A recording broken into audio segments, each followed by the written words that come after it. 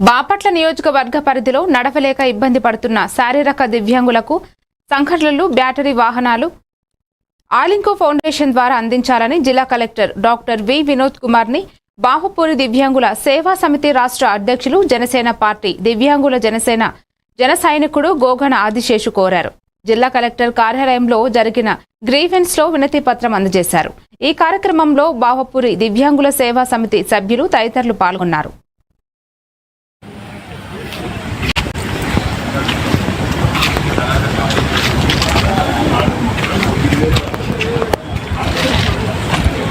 నమస్తే, నా పేరు గోగన ఆదిశేషు.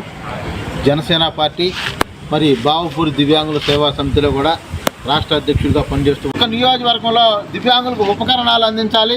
దాంతోపాటు ప్రతి ఒక్క సంవత్సరం కూడా బ్యాక్లర్ ఉద్యోగాలు ఎవరైతే చదువుకొని ఖాళీగా ఉన్న నా ఒక దివ్యాంగుల జాతి ఎవరైతే ఉన్నారో వాళ్ళందరూ కూడా ఉద్యోగ అవకాశాలు కల్పించాలని, దానితోపాటు మరి చదువుకొని ఖాళీగా ఉన్న వ్యాపారం చేసుకుంటున్న ప్రతి ఒక్క దివ్యాంగులు కూడా మరి రాష్ట్ర ప్రభుత్వం దగ్గర నుంచి 5 లక్షల రూపాయలు ఇచ్చి